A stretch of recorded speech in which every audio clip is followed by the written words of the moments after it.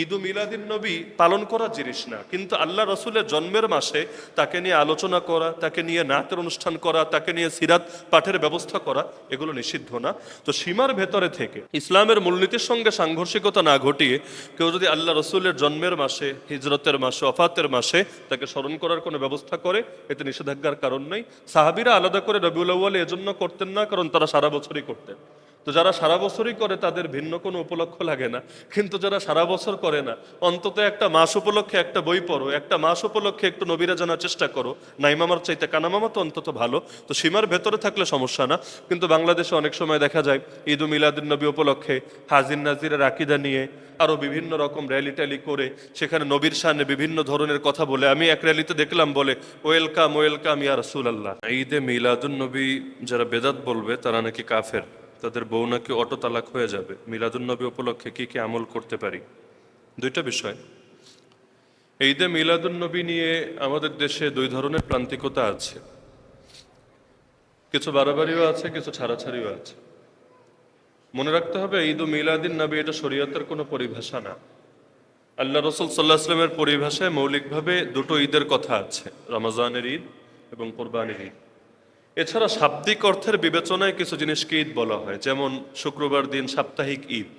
কিন্তু এই সাপ্তাহিক ঈদ বলতে কেউ এটা বোঝে না যে ওই 2 নাম্বার ঈদের বাইরে গিয়ে এটা মনে হয় 3 নাম্বার ঈদ। একইভাবে আরাফার দিবস আরও বিভিন্ন ক্ষেত্রে ঈদ শব্দের ব্যবহার পাওয়া যায়। তাহলে শাব্দিক অর্থের বিবেচনায় কেউ যদি ঈদ ও মিলাদিন নবী শব্দ ব্যবহার করে, তাহলে এটাকে অস্বীকার করার সুযোগ থাকে না, কারণ সে বোঝাতে চায় যে নবীর আগমনের জন্য খুশি, এতটুকু। কিন্তু ঝামেলা হলো যে কোনো ক্ষেত্রে কোনো শব্দ ব্যবহার করলে যদি ভুল বোঝাবুঝির আশঙ্কা থাকে, সেই ক্ষেত্রে এমন শব্দ ব্যবহার করাই ভালো যেটাতে ভুল বোঝাবুঝি থাকে না। একান্ত কেউ যদি ঈদ মিলাদুন নবী শব্দ ব্যবহার করেও, মূলত ঈদ মিলাদুন নবী আপনি যদি ডিকশনারি খোলেন দেখবেন আর অনুবাদ হলো ক্রিসমাস ডে। ওই যে বড়দিন, যেটা 25 ডিসেম্বর, এই বড়দিনটাকে আরবিতে ঈদ মিলাদুন নবী বলা হতো আগ থেকে।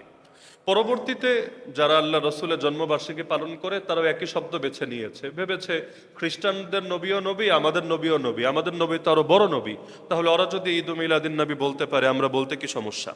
এখানে মূল বিষয়টা ক্লিয়ার থাকা দরকার। কেউ যদি আল্লাহ রসুল সাল্লাহ আসলামের এই যে জন্ম হয়েছে রবিউল আউয়াল মাসে, এ উপলক্ষে রবিউল আউয়াল মাসে কিছু আলোচনা সভার আয়োজন করে, অথবা হামদনাত অনুষ্ঠানের আয়োজন করে, অথবা আল্লাহ রসুল সাল্লাহ সাল্লামকে স্মরণ করার জন্য কুইজ প্রতিযোগিতা, সিরাত পাঠ ইত্যাদির আয়োজন করে, নিষেধ করার কোনো সুযোগ নেই, কোনো সুযোগ নেই।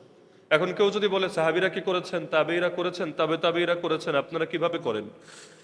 কোনো কিছু নতুন হলেই বেদাত হয়ে যায় না, বরং নতুন জিনিস তখন বেদাত হয় যখন সেটা ইসলামের মূলনীতির সঙ্গে সাংঘর্ষিক হয়ে যায়। সাহাবীরা ওয়াজ মাহফিল করে নাই, আপনারা কেন করেন? সাহাবীরা খানকা খোলেন নাই, আপনারা কেন খোলেন? সাহাবীরা তাবলীগে চিল্লা লাগান নাই, আপনারা কেন লাগান? এমনকি প্রতিটা মসজিদে মসজিদে বাংলাদেশে নামাজের পরে দোয়া হয়, তাই না? নামাজের পরে দোয়া কোন সাহাবী করতেন? আল্লাহ রসুল কবে করেছিলেন? তাবেঈরা কবে করতেন? অথচ এটা তো নিয়মিত হয়।